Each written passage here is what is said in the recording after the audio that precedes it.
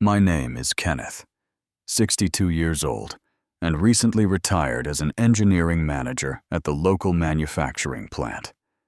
After losing my wife to cancer 10 years ago, I raised our daughter Amanda alone. This Father's Day, she gave her father-in-law Gerald a $13,000 cruise package, while I got a $2 lottery ticket. I tried not to show my heartbreak as I thanked her. Little did any of us know how that ticket would change everything. Before I tell you what happened next, let me know where you're watching from and hit that subscribe button so you don't miss out on life lessons like this one that might just change your perspective on what really matters. My relationship with my daughter Amanda used to be so different before all this happened. When my wife Susan passed away from breast cancer 10 years ago, it was just Amanda and me left to pick up the pieces of our shattered lives. Susan had been the glue that held our little family together, always organizing our weekend trips to the lake, making sure we had Sunday dinners together, and keeping us connected through all of life's challenges. When we lost her, Amanda was 18 and just about to start college. Those first few months were the hardest. I would sometimes find Amanda sitting in Susan's closet, just breathing in the lingering scent of her mother's perfume on her clothes. I wasn't doing much better myself. I would wake up reaching for Susan in the middle of the night, only to find her side of the bed empty and cold. But we had each other. Amanda postponed college for a semester, and we spent that time healing together. We would talk about Susan for hours, sharing memories and crying together.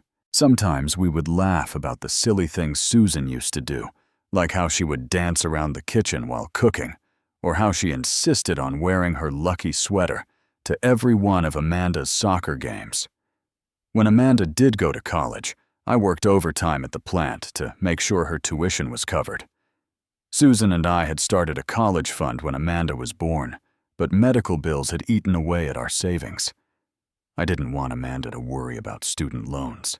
I wanted to give her the future that Susan and I had always dreamed for her. Several colleagues suggested I should start dating again, but I just wasn't interested.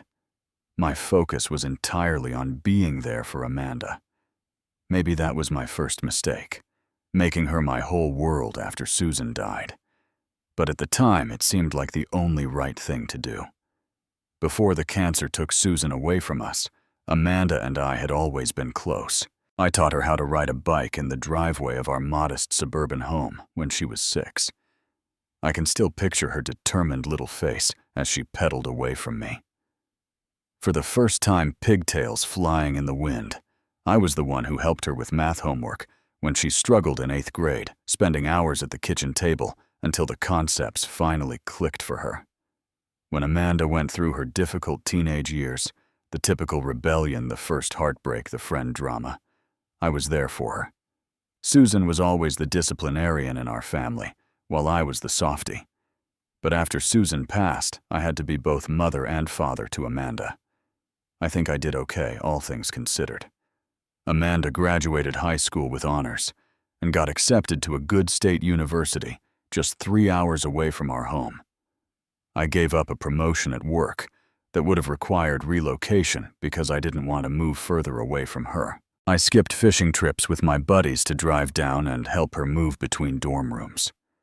I ate ramen noodles for dinner some nights so I could send her extra money when her textbooks cost more than expected. Every sacrifice seemed worth it when I saw her thriving at school, making friends, and pursuing her business degree with passion. Things started to change during her sophomore year of college. The calls home became less frequent. When we did talk, Amanda seemed distracted, always rushing to get off the phone to go to study groups or parties. I understood. She was growing up, becoming independent. That's what we raise our children to do. Right, but I'd be lying if I said it didn't hurt a little. I tried to keep our connection strong without being overbearing. I would text her funny memes or articles I thought she might enjoy, instead of calling and potentially interrupting her busy schedule. I sent care packages with her favorite homemade cookies and little necessities for her dorm room. The thank you texts became shorter, Got it, TIX Dad, instead of the excited phone calls I used to get. By her junior year, Amanda's calls home had dwindled to once every couple of weeks, and our conversations rarely lasted more than 10 minutes. I felt a hollowness growing inside me, but told myself this was normal. All parents go through this adjustment period when their children leave the nest. Susan would have known how to handle it better than I did. Then Amanda met William during the spring semester of her junior year. He was studying finance and came from a wealthy family that owned a chain of luxury hotels across the country. The first time she mentioned him, I could hear a different tone in her voice, excitement mixed with something like awe. "His family has a vacation home in the Hamptons, Dad," she told me during one of our brief calls, "and they spend Christmas in their chalet in Aspen every year. Can you believe it?" I couldn't, actually. Our vacations had always been road trips to the nearest beach or camping in state parks. We had taken one flight as a family, to Disney World, when Amanda was 10, and Susan and I had saved for 2 years to make that happen. The first time I met William was during Parents' Weekend that fall. He seemed nice enough, handsome, well-spoken, confident to the point of being slightly arrogant. He called me Sir and had a firm handshake. I noticed how Amanda looked at him with stars in her eyes, how she laughed a little too loudly at his jokes, how she seemed to be performing a version of herself I didn't recognize. William took us out to dinner at the most expensive restaurant in the college town. When the check came, I reached for my wallet, but he smoothly handed the waiter his credit card. "Please, sir, I insist," he said with a smile that didn't quite reach his eyes. "It's my pleasure to treat Amanda's father." I felt a twinge of something uncomfortable. Pride, inadequacy. I couldn't quite name it. I thanked him politely. But on the drive back to my hotel, I found myself gripping the steering wheel a little tighter than necessary. There were subtle hints even then about the cultural and value differences between our families. William casually mentioned his 21st birthday party on his family's private yacht. He talked about his father's golf games with state senators. He asked what country club I belonged to, and when I said none, he seemed genuinely surprised, as if he couldn't fathom such a thing. Amanda jumped in quickly. "Dad's more of an outdoorsman. He likes fishing and hiking." William nodded with what looked like polite interest, but changed the subject quickly to the European vacation his family had taken over the summer. I noticed Amanda didn't mention our camping trips or fishing excursions for the rest of the evening. As I drove home the next day, I felt a strange sense of foreboding. Something was shifting in my relationship with my daughter, something I couldn't quite grasp or control. Little did I know that meeting William was just the beginning of a transformation that would eventually lead to that painful Father's Day and the lottery ticket that changed everything. The engagement announcement came via a phone call on a Tuesday evening while I was fixing myself a simple dinner of grilled cheese and tomato soup. Amanda's voice was bubbling with excitement as she shared the news that William had proposed during a weekend trip to New York City. "He took me to the top of the Empire State Building at sunset, Dad." There was a photographer hidden there to capture the moment. "The ring is 3 carats. 3 carats. Can you believe it?" I forced enthusiasm into my voice as I congratulated her. Though what I really wanted to know was whether she was truly happy, whether William treated her with kindness and respect, whether they had discussed important things like children and financial values and life goals.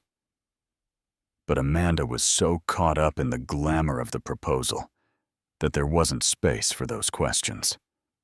"We're having an engagement party this Saturday at William's parents' house," she continued. "You'll come, right?" The party was to be held at Gerald and Patricia's mansion in Greenwich, Connecticut, a 3-hour drive from my home. I would have preferred more notice, but of course I said yes. I wouldn't miss such an important milestone in my daughter's life, even if it meant rearranging my work schedule and making the long drive alone. When I arrived at the address Amanda had texted me, I nearly drove past it. The property was hidden behind ornate iron gates with a security guard booth. After giving my name and showing ID, I was permitted to drive up a winding driveway lined with perfectly manicured topiaries to a house that looked like it belonged in a historical drama. The parking attendant, yes, they had parking attendants, took my keys with a slight grimace at my 12-year-old sedan. Inside the mansion was even more imposing. Crystal chandeliers hung from high ceilings, original artwork adorned the walls, and staff in black and white uniforms circulated with trays of champagne and hors d'oeuvres. I felt immediately out of place in my best suit, which suddenly seemed shabby and ill-fitting compared to the bespoke attire of the other guests. Gerald Bradford approached me almost immediately, a practiced smile on his tanned face. He was a tall man, with silver hair and the confident posture of someone who had never questioned his place in the world. "Kenneth, welcome to our home. We're so pleased you could join us for this joyous occasion." His handshake was firm, his tone cordial, but somehow conveying that he was doing me a favor by welcoming me. "Amanda has told us so much about you. It must have been difficult raising her on your own after your wife's passing. You've done admirably, considering the circumstances." The compliment felt backhanded, but I smiled politely. "Thank you. Amanda is the best thing in my life. I'm very proud of the woman she's become." "Yes, well, she's certainly blossoming now that she's found her place with William. They make a splendid couple, don't they? William has such a bright future ahead at the company. We're grooming him to take over the hotel division within 5 years." Throughout the evening, I received similar comments from Gerald's friends and family members, subtle reminders of my humble beginnings and how fortunate Amanda was to be marrying into such a prestigious family. Patricia Williams' mother took me on a tour of their home, pointing out family heirlooms and casually mentioning their value. This vase was a wedding gift from William's grandfather. Ming Dynasty, of course, practically priceless. And this portrait was commissioned by one of the most sought-after artists in Europe. The waiting list is years long, but we have connections. I nodded and smiled, wondering if she realized how transparent her status signaling was. Or perhaps she did know and simply didn't care. The most painful part of the evening was seeing how Amanda had already begun to change. She flitted among the guests in a designer dress I knew she could never have afforded on her own, air-kissing and laughing with people she'd just met. When she introduced me to her future in-laws' friends, there was a hint of apology in her voice. "This is my dad, Kenneth. He's a manager at a manufacturing plant back home. Not my amazing dad, who worked overtime to put me through college, or my dad, who raised me single-handedly after my mom died. Just my occupation stated like an unfortunate fact that needed to be acknowledged before moving on to more interesting topics." Over the next several months, as the wedding plans progressed, I found myself increasingly sidelined. Amanda and Patricia had weekly planning calls that I wasn't part of. When I offered to contribute financially, I had been saving for Amanda's wedding since she was a little girl. Gerald smoothly interjected, "That's very generous, Kenneth, but unnecessary. Patricia and I are happy to give the kids the wedding they deserve. It's tradition for the bride's family to pay, I know, but given the circumstances, we insist." The circumstances. As if my middle-class income was a disability to be accommodated. I swallowed my pride and thanked him, hating the relief I saw in Amanda's eyes. The wedding preparations continued without much input from me. Amanda sent occasional updates or photos of venues I hadn't been invited to visit, dresses I hadn't been asked to see her try on. When I called to ask about wedding details, she often seemed rushed. "Sorry, Dad, I can't talk right now. I'm meeting Patricia at the florist. I'll call you later, okay?" Later rarely came. Gerald controlled nearly every aspect of the wedding planning, from the venue, one of his company's luxury resorts in the Berkshires, to the guest list, which seemed to include every business contact and social connection his family had cultivated over generations. My list of guests was limited to 10 people, most of whom were colleagues from the plant, and a couple of distant cousins, who were my only remaining family. The wedding day itself was like watching a play where I had a minor role. The resort was spectacular, with mountain views and elegant decor that must have cost more than my annual salary. Amanda looked beautiful in her custom gown, but somehow different, polished and poised in a way that made her seem like a stranger. During the reception, I discovered I hadn't been seated at the head table with the bride and groom and their parents. Instead, I was at a table near the back with a few distant relatives of the Bradford family, who seemed unsure who I was or why I was important. When it came time for speeches, Gerald spoke at length about his son's accomplishments and bright future, about the Bradford family legacy, and how delighted they were to welcome Amanda into their illustrious clan. Patricia dabbed at tears with a monogrammed handkerchief as Gerald toasted to the perfect addition to our family. My own speech was scheduled after Gerald's. I had spent weeks writing it, revising it, practicing it in front of the mirror. I wanted to strike the right balance, to express my love for Amanda, welcome William to our much smaller family, and honor Susan's memory without bringing down the celebratory mood. But as I approached the microphone, the wedding planner, hired by Gerald of course, discreetly handed me a note. "Please keep it under 2 minutes. We're running behind schedule." I looked up to see Gerald tapping his watch and giving me a tight smile. Amanda was whispering something to William, not even looking in my direction. So I condensed my carefully crafted speech into a few generic sentences of congratulations and love, leaving out the stories and memories that would have shown the guests who my daughter really was, where she came from, what made her special, beyond her new connection to the Bradford wealth and status. As I returned to my seat, I caught sympathetic glances from a few guests, the kind of looks you give someone who doesn't quite belong. It was in that moment I felt I had truly lost my daughter. Not to William, who seemed decent enough despite his privileged upbringing, but to the allure of a world so different from the one we had shared, a world of status and connections and material wealth that I could never provide. After the wedding, Amanda and William moved into a luxury condo near his parents' home in Connecticut. My invitations to visit were met with vague responses about their busy schedules.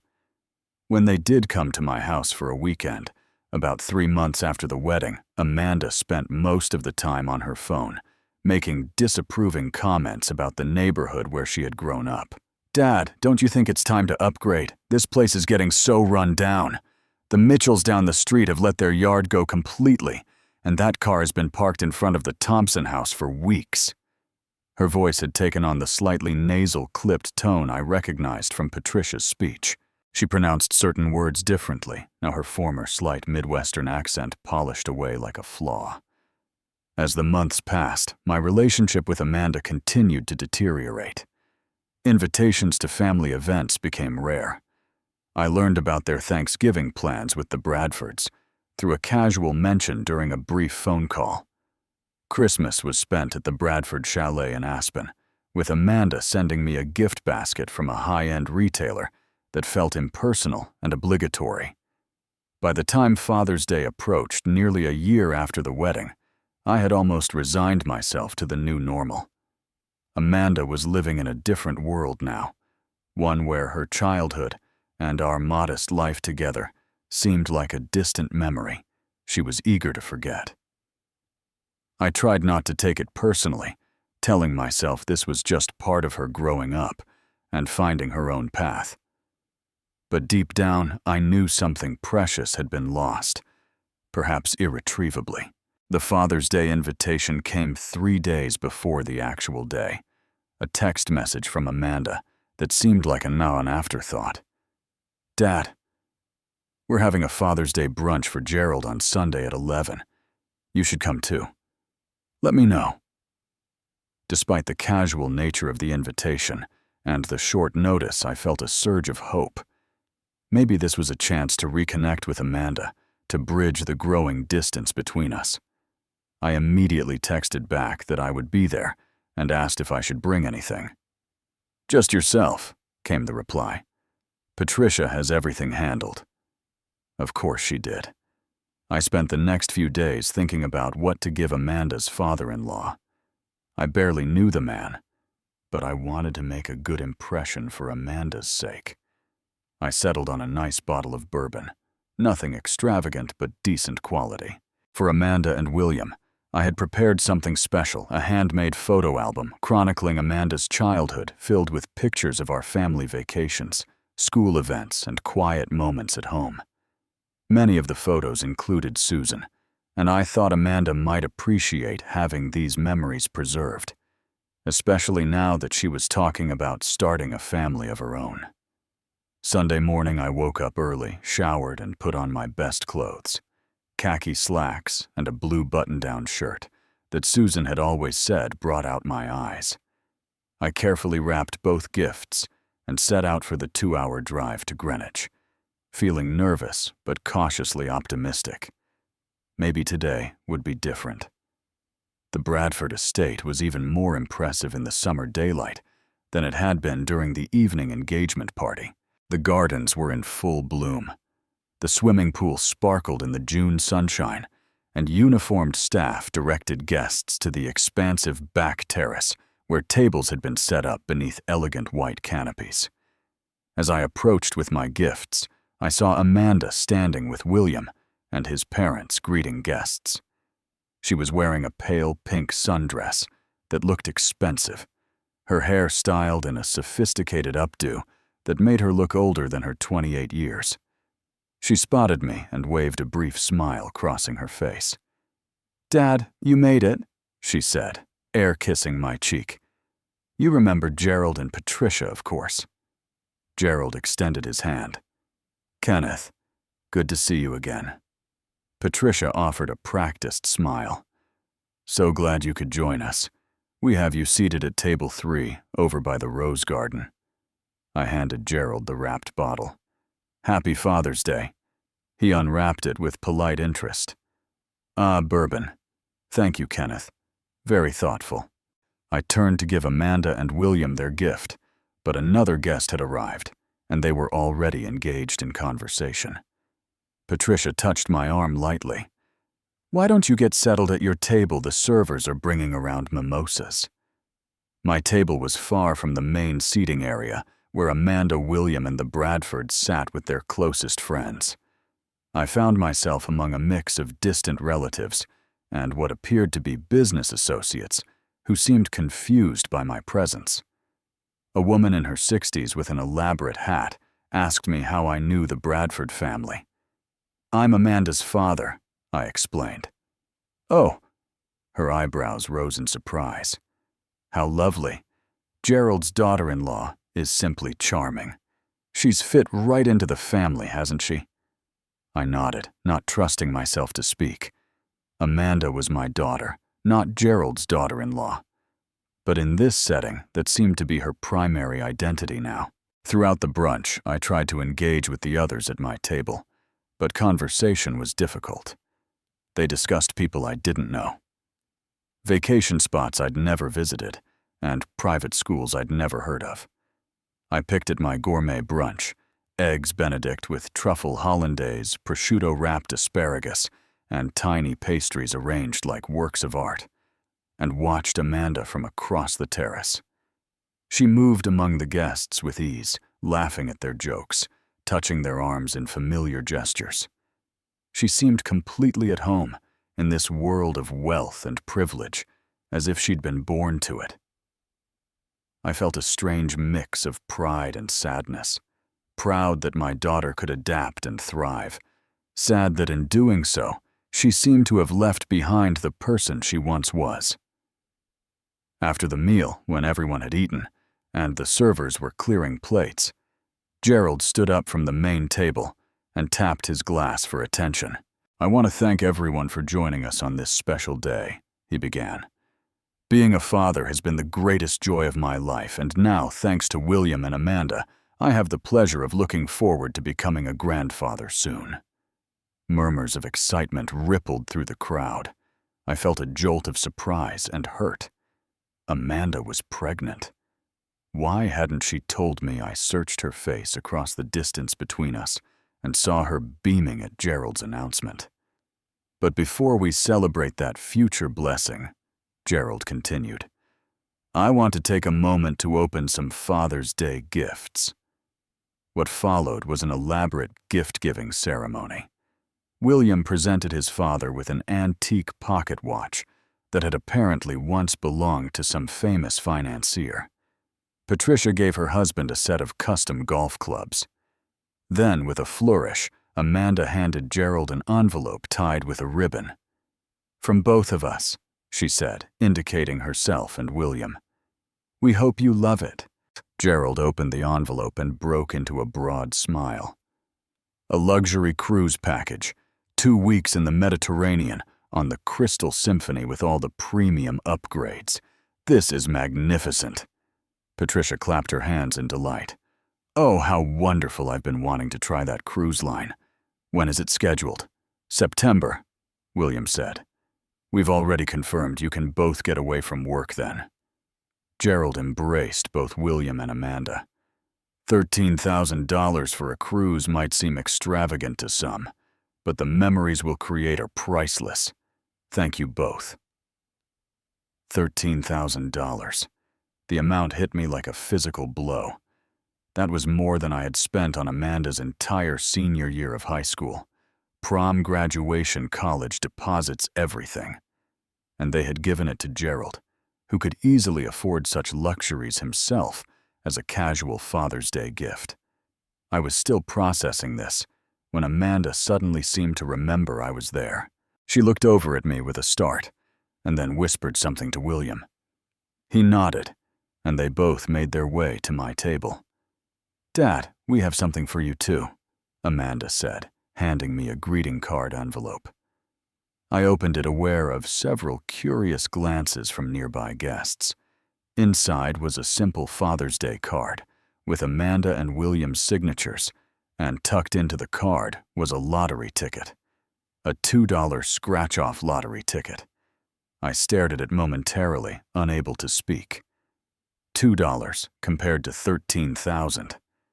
The disparity was so stark, so obvious that several people at my table averted their eyes in embarrassment. "Thanks," I finally managed, forcing a smile. "That's very thoughtful." Amanda patted my arm. "You always said luck comes when you least expect it. Remember, maybe this is your lucky day." The explanation felt hollow, a transparent attempt to justify the insulting disparity between the gifts. But what could I say? Making a scene would only embarrass Amanda and confirm the Bradfords' likely opinion of me as classless and unsophisticated. As I slipped the card and lottery ticket into my pocket, I overheard a muffled laugh from a nearby table. Looking up, I caught Gerald whispering something to Patricia, both of them glancing in my direction with barely concealed amusement. Patricia covered her mouth with her hand, but her eyes crinkled with laughter. In that moment, I realized that my daughter had not only forgotten who she was, but had forgotten who I was. A father who had sacrificed everything for her happiness, who had loved her unconditionally through every stage of her life. To her and her new family, I was now just a slightly embarrassing connection to a past she was eager to leave behind a working-class footnote in her new upper-class narrative. I stayed for another 30 minutes making polite small talk and pretending I didn't notice the pitying glances thrown my way. When I felt I could leave without causing comment, I found Amanda to say goodbye. "I have to head out, sweetheart. I have some work to finish before tomorrow." It was a lie. I was retired now. But Amanda didn't question it. She was distracted already, looking past me, to another group of guests. "Okay, Dad. Thanks for coming. I'll call you soon." She gave me another air kiss, not the warm hug we used to share, and turned away before I could mention the photo album still sitting in my car. As I drove home, the lottery ticket burning a hole in my pocket, I wondered if the daughter I had raised was gone forever, replaced by someone I barely recognized. The drive home from the Bradford estate was one of the loneliest experiences of my life. The beautiful summer scenery along the highway seemed to mock my inner desolation. I had left my car radio off, preferring the silence that matched my emotional state. About halfway home, I had to pull over at a rest stop because tears were blurring my vision too much to drive safely. I sat in my car, a 62-year-old man, crying like a child over a $2 lottery ticket. But it wasn't about the ticket, of course. It was about what that ticket represented. My daughter's complete disregard for our relationship, her embracing of values so different from those I had tried to instill in her. I thought back to all the Father's Days before this one. When Amanda was 6, she had made me breakfast in bed with Susan's help. Slightly burnt toast and orange juice with pulp because she knew I liked it that way. At 12, she had saved her allowance for weeks to buy me a fishing lure she had seen me admiring in a sporting goods store. Even during college, she had always sent thoughtful cards or called first thing in the morning on Father's Day. What had changed her so fundamentally? Was it just the allure of wealth and status? Had those values always been latent within her, just waiting for the opportunity to emerge? Or had I somehow failed as a father, not giving her a strong enough foundation to resist the materialistic values of the Bradford family? By the time I reached my modest suburban home, the sun was setting, casting long shadows across my unkempt front yard. The house felt emptier than usual as I walked in and dropped my keys on the kitchen counter. I took the Father's Day card from my pocket and placed it beside a framed photo of Amanda at her high school graduation, her smile wide and genuine as she stood between me and Susan's sister, who had come to represent the mother Amanda had lost. I didn't even look at the lottery ticket as I set it down. In that moment, it represented everything that had gone wrong in my relationship with my daughter, and I couldn't bear to examine it closely. Instead, I went out to the car and retrieved the photo album I had made for Amanda. I spent the evening looking through it alone, tracing the journey of our little family through the years, Susan and me bringing newborn Amanda home from the hospital. Amanda's first steps in our backyard, family camping trips to state parks. Amanda's soccer games and dance recitals, her high school prom, where she had gone with a group of friends because she didn't have a date and had declared, "Boys are stupid anyway, Dad." Each photo was a reminder of the authentic, unpretentious life we had shared. I had added captions to many of them, recalling funny anecdotes or significant moments. The last page had a recent photo of Amanda that I had taken during her brief visit at Christmas before she and William had left for Aspen. She was sitting on my couch in pajamas hair, in a messy bun, laughing at something off camera. She looked like my Amanda in that picture, not the polished stranger I had seen at the Father's Day brunch. I had written beneath it, "No matter where life takes you, you will always be my little girl, and I will always be here for you, with unconditional love." The words seemed painfully ironic now. I closed the album and put it away in my bedroom closet, unsure if I would ever have the opportunity to give it to her. That night, I hardly slept. I tossed and turned, replaying the brunch in my mind, thinking of all the things I should have said or done differently. Should I have confronted Amanda about the insulting gift disparity? Should I have been more assertive about my place in her life? Or would that have only pushed her further away? By morning, I had resolved to give Amanda some space. Maybe this was just a phase she was going through, an overcorrection, as she adjusted to her new life. Perhaps with time she would remember the values she had been raised with and find a better balance between her past and her present. For the next 3 days, I went about my retirement routine. Morning walks around the neighborhood, volunteer work at the local library's dinner, with a few friends from the plant who had also retired. I deliberately avoided calling Amanda, waiting to see if she would reach out first. She didn't. On the 4th day after Father's Day, I was cleaning up my kitchen when I noticed the greeting card and lottery ticket still sitting on the counter.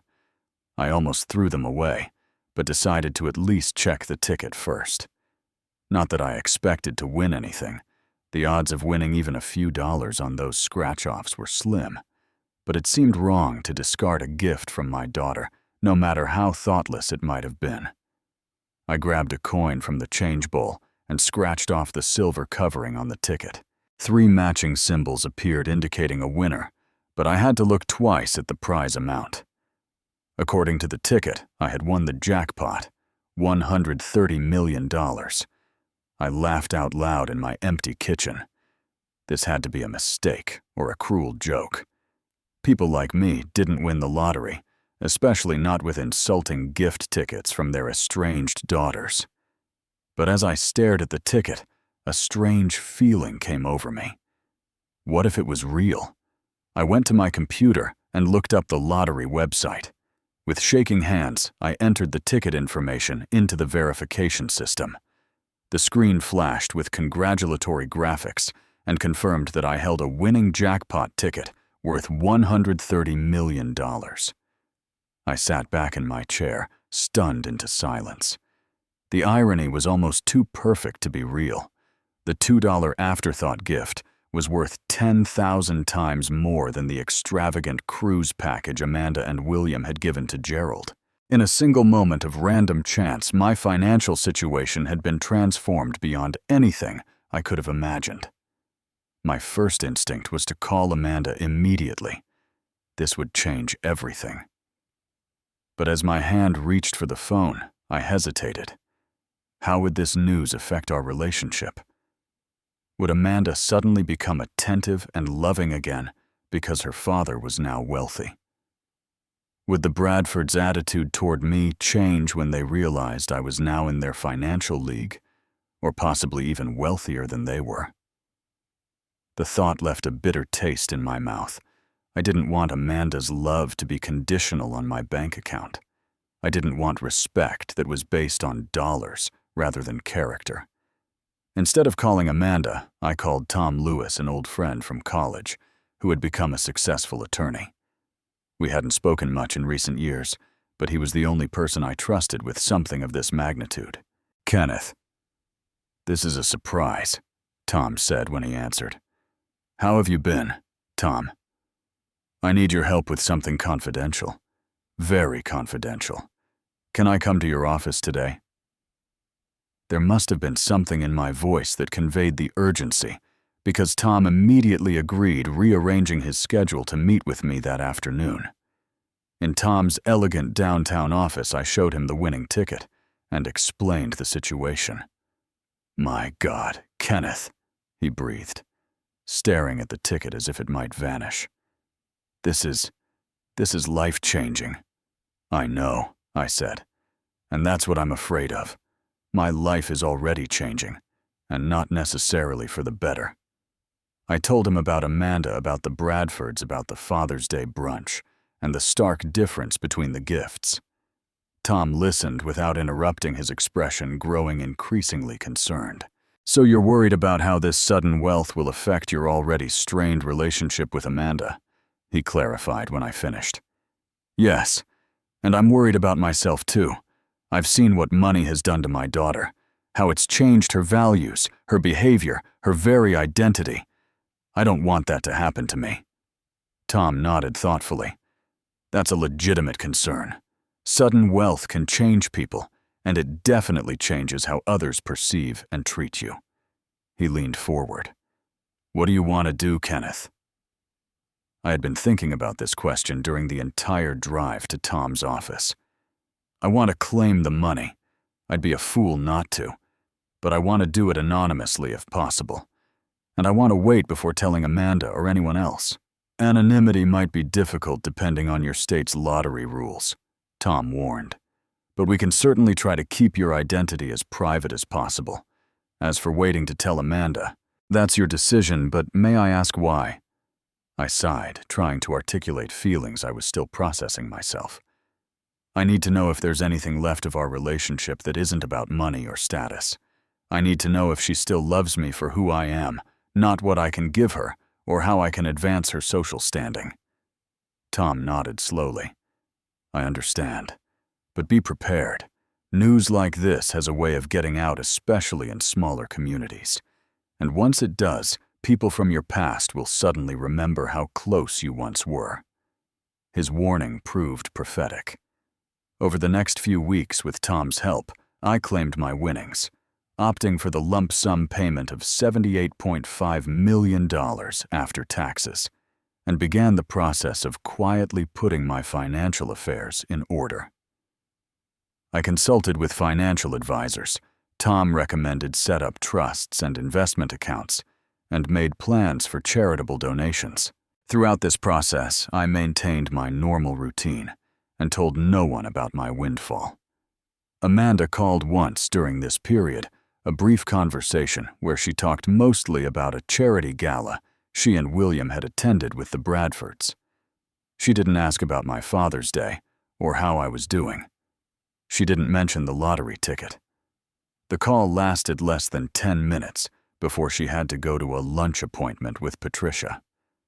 As the weeks passed and my bank account grew with interest and investments, I found myself at a crossroads. The money gave me freedom I had never imagined possible. Freedom to travel, to pursue hobbies, to live anywhere I wanted. But it also presented a moral test. Would I allow this wealth to change me the way Amanda had been changed? By her proximity to the Bradford fortune, I was determined not to let that happen. The money might change my circumstances, but it wouldn't change my character or my values. And perhaps I thought it might provide a way to teach Amanda an important lesson about what truly matters in life. About 6 weeks after I won the lottery, the first rumors began circulating in my town. The local newspaper ran a small article about a jackpot-winning ticket having been sold at the convenience store just a mile from my house. Speculation was rampant about who the mystery winner might be, since no one had come forward publicly to claim the prize. I continued my routine, as if nothing had changed, though I had quietly moved most of my assets into carefully structured accounts and trusts under Tom's guidance. I still lived in the same house, drove the same car, and wore the same clothes. The only noticeable difference was that I had started donating anonymously to local causes, paying off school lunch debts at Amanda's old school's funding improvements at the Cancer Center, where Susan had received treatment, establishing scholarships for engineering students at the state university.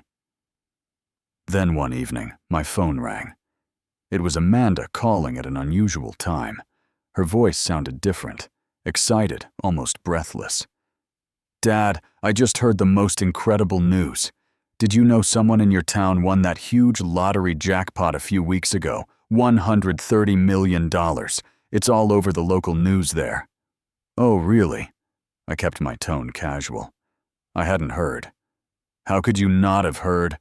It's probably the biggest thing to happen in that boring town in decades." She paused. "Wait a minute. Dad, when was the drawing for that jackpot?" "I'm not sure," I lied. "I don't really follow the lottery." "It was right around Father's Day," she said, and I could hear the sudden calculation in her voice.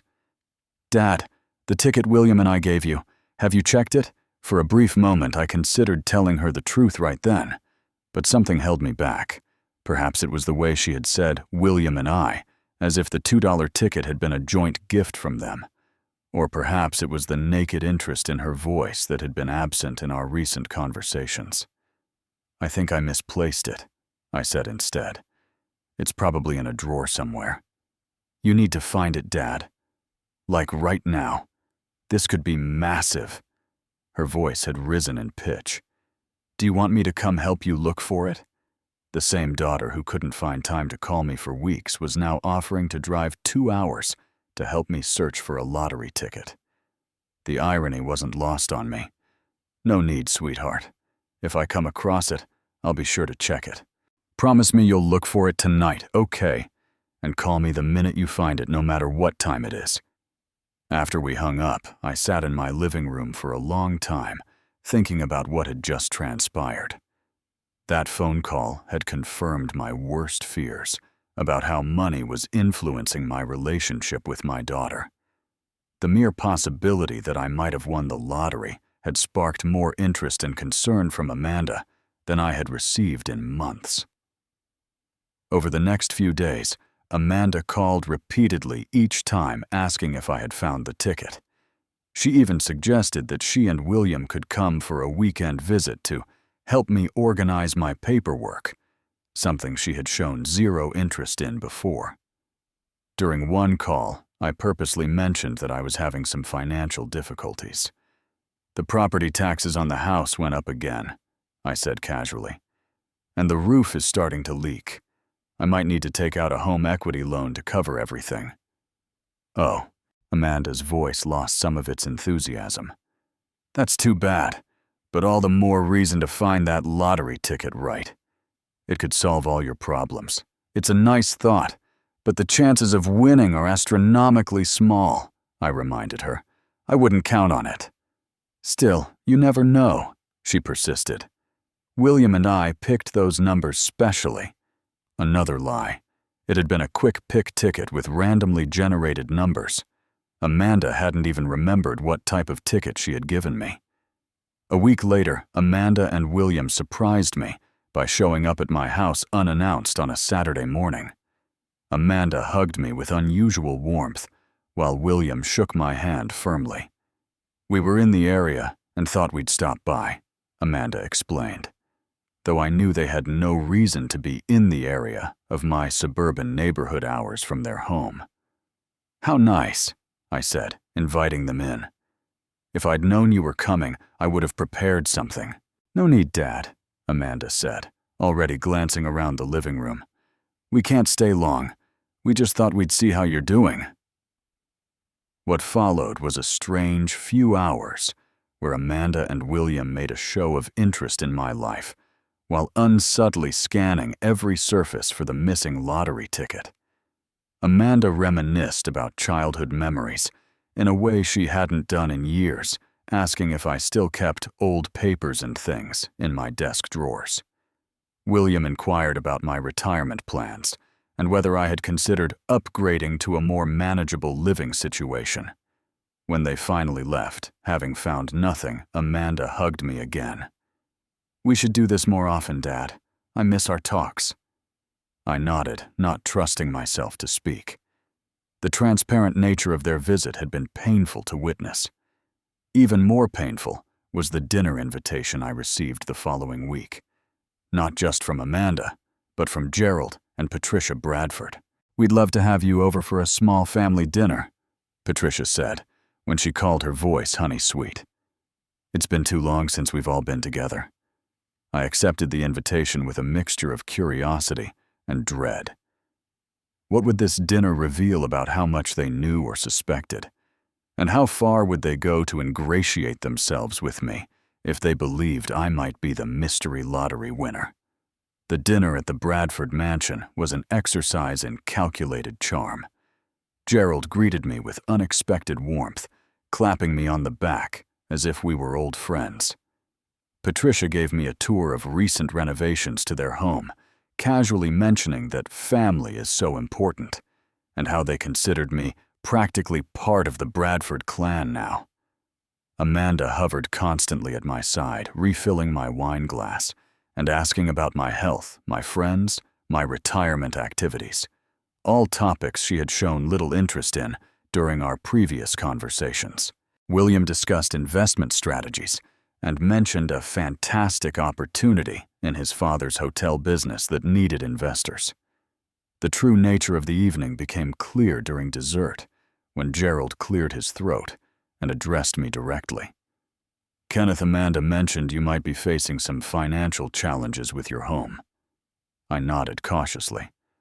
Nothing serious, just the usual homeowner concerns. Well, I might have a solution. Gerald leaned forward. I'm expanding the hotel chain to include some mid-range properties. More affordable, but still with the Bradford touch of quality. It's a guaranteed return on investment, and I'm offering a friends and family rate for early investors. How much are you looking for from these investors? I asked. Minimum buy-in is $500,000, Gerald said smoothly. But for family, I could be flexible. Even $100,000 would get you a small stake. I nearly choked on my coffee. Just weeks ago, this man had barely acknowledged my existence. Now he was inviting me to invest money I supposedly didn't have into his business venture. That's very generous, I said carefully, but I'm afraid that's well beyond my means at the moment. Gerald and William exchanged glances. Amanda jumped in quickly. Dad, remember that lottery ticket. If by some miracle you did win, this would be a perfect investment opportunity. The timing couldn't be better. The naked transparency of their motives was almost comical. They believed I might have won the lottery and were positioning themselves to benefit. They weren't interested in me, Kenneth, the father, Kenneth, the person, but in what I might potentially do for them financially. As I drove home that night, a plan began forming in my mind. With Tom's help, I would put my newfound wealth to use in a way that might teach Amanda and the Bradfords a valuable lesson about what truly matters in life, and perhaps, if I was lucky, help my daughter find her way back to the values she once held dear. The next phase of my plan required careful preparation. After consulting with Tom, I decided to create a situation that would reveal the true character of Amanda and the Bradfords. It wasn't about revenge. I took no pleasure in the thought of embarrassing or hurting my daughter, but about creating an opportunity for genuine reflection and growth.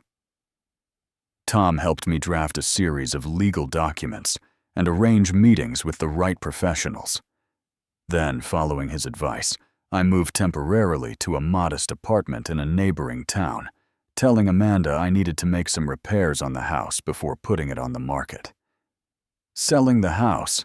Amanda had asked during our phone call. But Dad, you love that house. Mom picked it out. All our memories are there. It was the first time in months she had mentioned her mother, or shown concern for my emotional attachments rather than financial considerations. I took it as a small positive sign. Sometimes we have to let go of physical things to move forward, I told her. Besides, it's too big for just me, and the maintenance is becoming a burden. Next, I carefully laid the groundwork for my supposed financial troubles.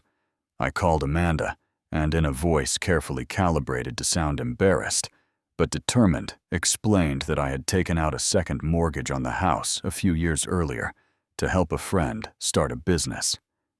The business failed, and Jim couldn't repay me, I explained. Now the bank is threatening foreclosure if I don't come up with $75,000 by the end of the month. $75,000, Amanda repeated, sounding shocked.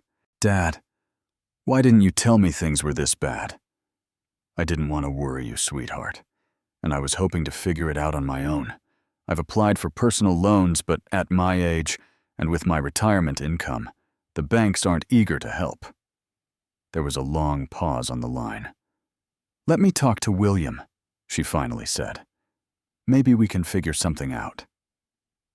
I thanked her sincerely and ended the call feeling a complex mix of emotions.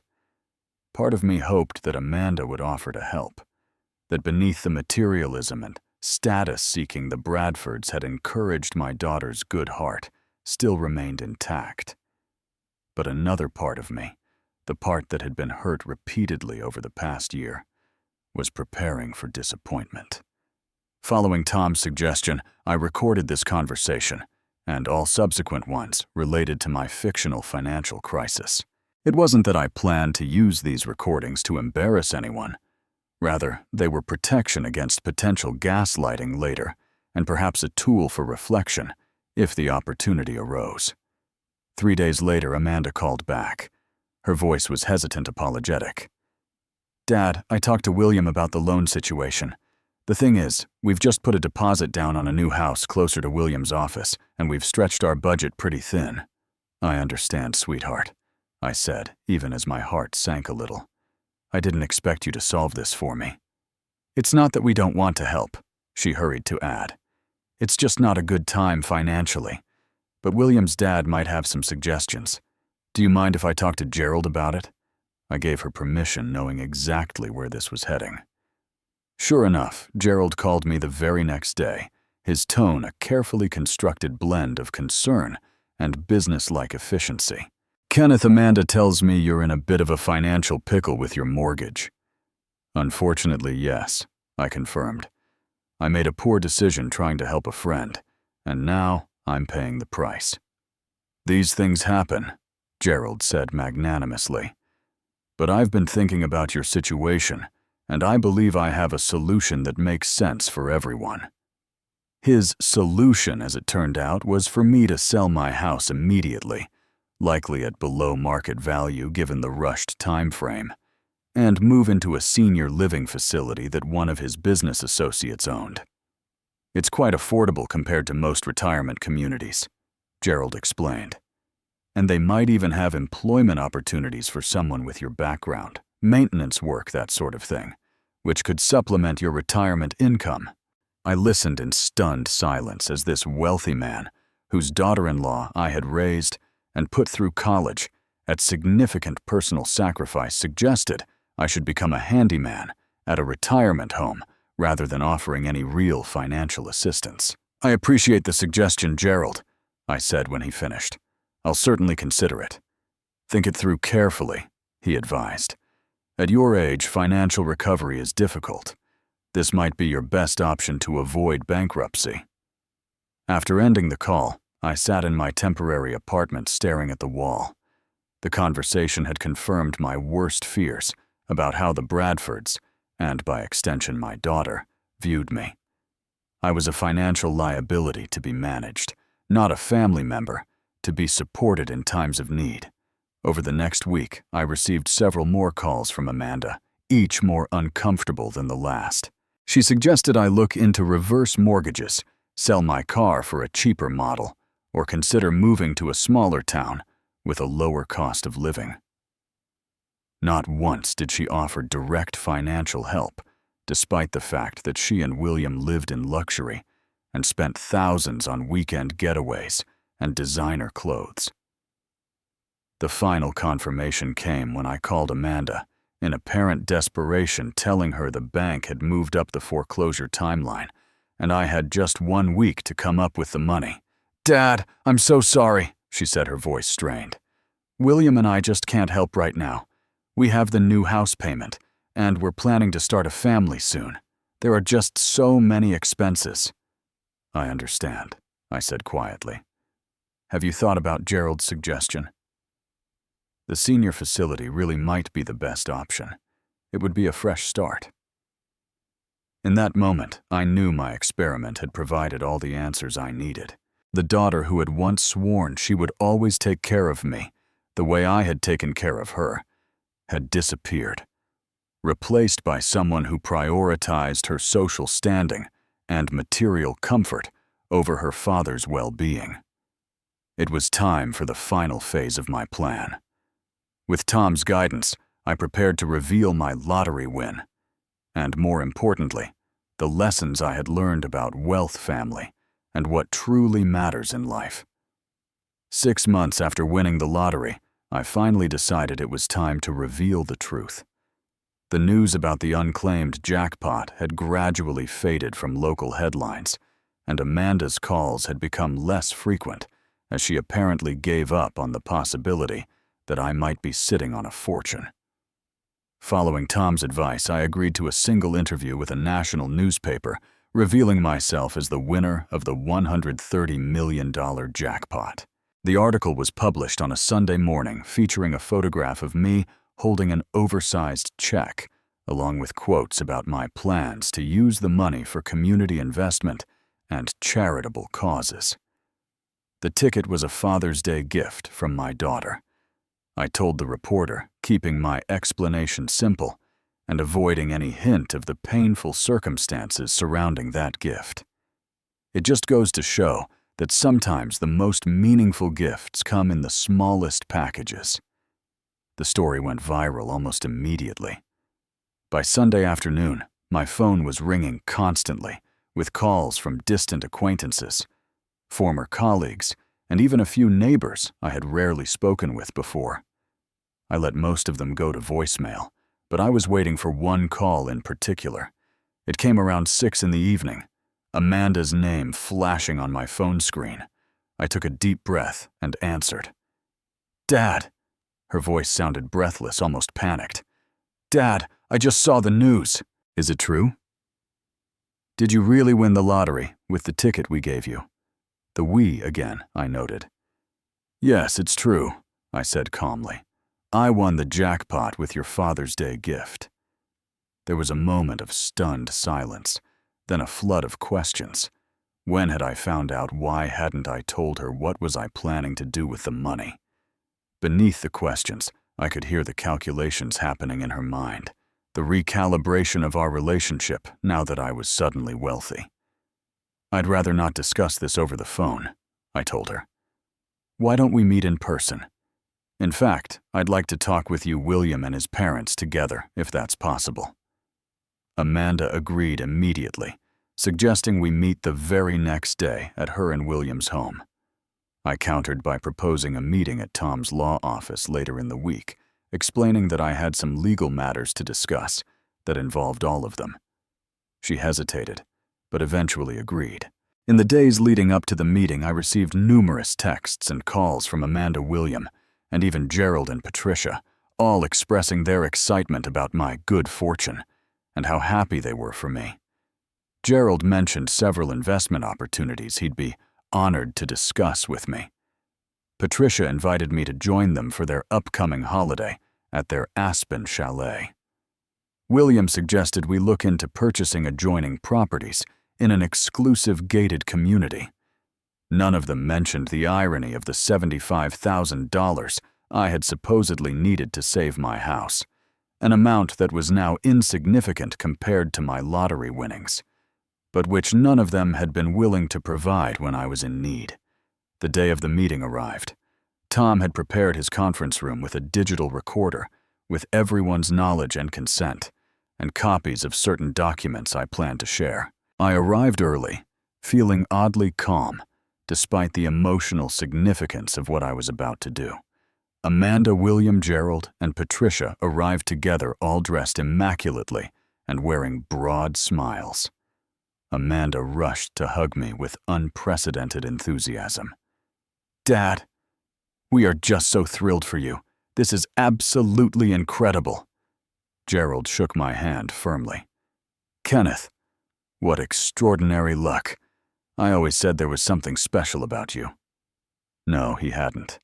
In fact, he had barely acknowledged my existence at most family gatherings. But I smiled politely and thanked them all for coming. Tom introduced himself as my attorney and friend, explaining that he would be facilitating our discussion about certain financial matters related to my lottery winnings. We all sat around the conference table, and I noticed the eager expressions on their faces, the barely contained anticipation of how my newfound wealth might benefit them. "Before we discuss any financial details," I began, "I want to share something with all of you." I nodded to Tom, who activated a recording device. The first voice we heard was mine, explaining my fictional financial crisis and need for $75,000 to save my home.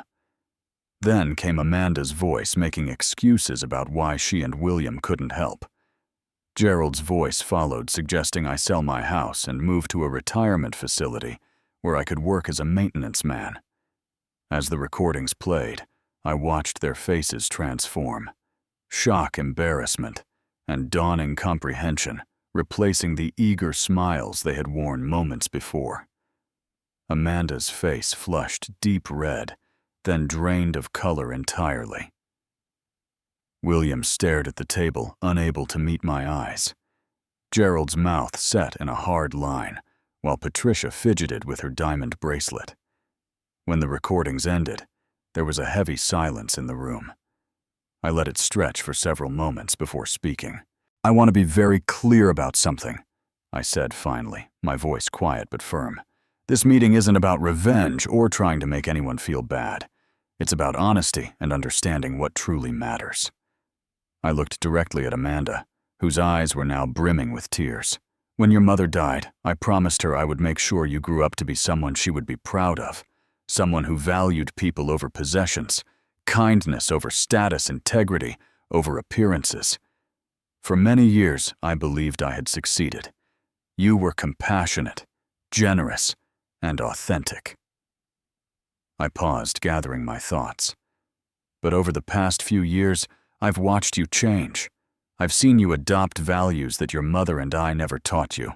The belief that a person's worth is tied to their wealth or social standing. I've felt myself become increasingly irrelevant in your life, not because I'm aging or because you're busy with your own family, but because I didn't fit into the narrative you were creating for yourself."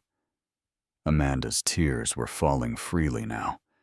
William put his arm around her shoulders, looking deeply uncomfortable. "The lottery ticket you gave me for Father's Day, the $2 afterthought compared to the $13,000 cruise package for Gerald, that was hurtful. Not because of the monetary value, but because of what it represented, that I had become an obligation to be managed rather than a father to be cherished." I turned to Gerald and Patricia. "And you two have consistently treated me as somehow less worthy of respect because I worked with my hands, lived in a modest home, and didn't share your social connections. You've encouraged Amanda to adopt those same attitudes." Gerald began to protest, but I held up my hand. "The recordings speak for themselves. When you thought I needed help, a relatively small amount of money compared to what you spend on vacations or home renovations, none of you stepped forward.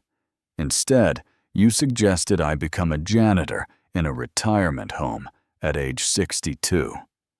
I let that sink in before continuing. "But as soon as you believed I had money, suddenly I was worthy of your time, attention, and investment opportunities. That's not family. That's not love. That's opportunism." The room was silent except for Amanda's quiet sobs. Even Gerald seemed at a loss for words.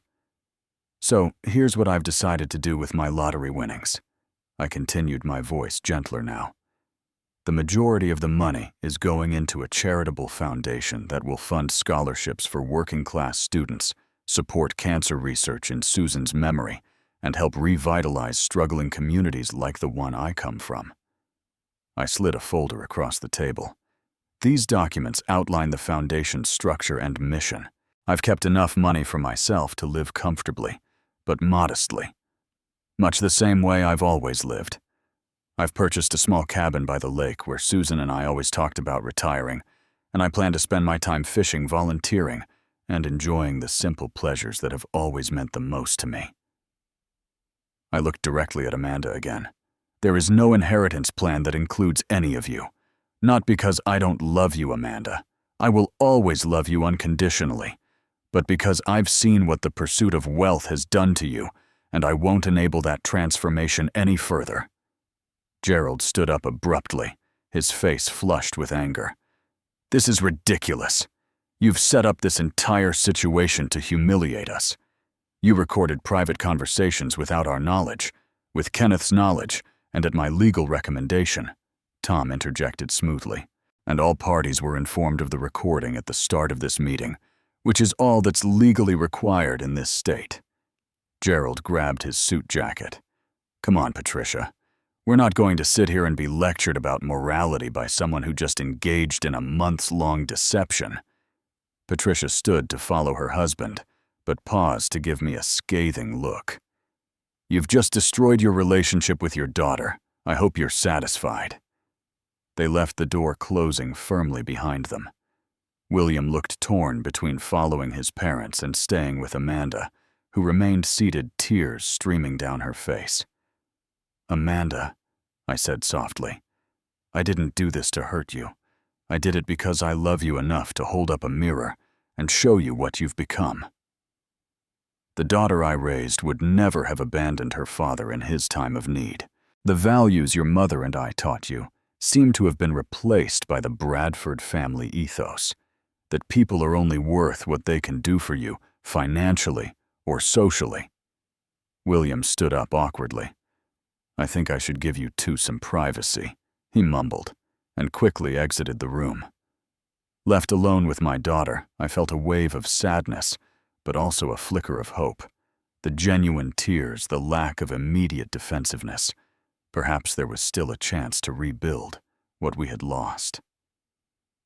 "I'm so ashamed," Amanda finally whispered. "I don't even recognize myself in those recordings. When did I become that person?" "Gradually," I said. "One small choice at a time. But the good news is, you can become someone different the same way. One choice at a time." We talked for nearly 2 hours that afternoon, the most honest conversation we'd had in years. Amanda acknowledged how she'd been seduced by the Bradford lifestyle, how she'd begun to measure her worth by material standards, how she'd allowed herself to forget the values she was raised with. She admitted that her marriage to William was strained, that she often felt like she was performing a role rather than living authentically. I didn't offer easy forgiveness or quick solutions. What had broken between us couldn't be repaired in a single conversation, no matter how heartfelt. But it was a beginning, a chance to start rebuilding our relationship on a foundation of genuine love and shared values rather than financial expectations or social obligations. As Amanda was leaving, she paused at the door. "The photo album you mentioned at Father's Day, the one you left in your car, do you still have it?" I nodded. "It's at my apartment." Could I see it sometime?" she asked hesitantly. "Of course," I said. "Any time you want to remember who you really are." And the road ahead would not be easy. Amanda had difficult choices to make about her marriage, her relationship with the Bradfords, and the direction of her life. I had my own journey of adjustment to navigate, learning to live with wealth without being changed by it, using my resources to create positive change rather than simply accumulating more. But as I watched my daughter walk away that day, I felt something I hadn't experienced in a long time. Hope. Not the false hope that money could solve our problems or buy happiness, but the genuine hope that comes from glimpsing the possibility of authentic connection and growth. In the months that followed, Amanda and I began the slow, sometimes painful process of rebuilding our relationship. She and William separated temporarily, while they each did some soul-searching. She moved into a modest apartment of her own and found a job at a non-profit organization, steps toward rediscovering her authentic self, away from the influence of wealth and status. I settled into my lakeside cabin, finding joy in simple pleasures and purpose in managing the foundation I had created. The money had changed my circumstances, but not my core values. I still shopped at the same grocery store, wore the same kinds of clothes, and valued the same kinds of friendships I always had. Occasionally, I would receive calls or emails from Gerald and Patricia, thinly veiled attempts to reestablish a connection now that they knew about my wealth. I responded politely, but maintained firm boundaries. Some relationships I had learned were better left in the past. One afternoon, about a year after the lottery revelation, Amanda came to visit me at the cabin. We sat on the dock, fishing poles in hand, just like we used to do when she was a child, watching the sun set over the peaceful lake. "You know what I realized, Dad," she said, as the water turned golden in the fading light. "That lottery ticket really was the most valuable gift I could have given you, but not because of the money." "Oh," I cast my line out into the still water. "How do you figure, because it revealed the truth about all of us," she said thoughtfully, "about who the Bradfords really are, about who I was becoming, and about who you have always been, someone who values people over possessions and integrity over appearances. I smiled, feeling a profound sense of peace wash over me. The lottery hadn't just changed my financial status. It had created an opportunity for my daughter to rediscover what truly matters in life. And that was a jackpot worth far more than $130 million. What's your opinion on how money changes people in relationships? Have you ever had to teach someone a difficult lesson about what truly matters? Let me know in the comments below, and if this story resonated with you, please like, subscribe, and share it with someone who might need this reminder about life's true priorities. Thank you for listening. And remember that sometimes the most valuable gifts are the lessons we learn through life's unexpected twists and turns.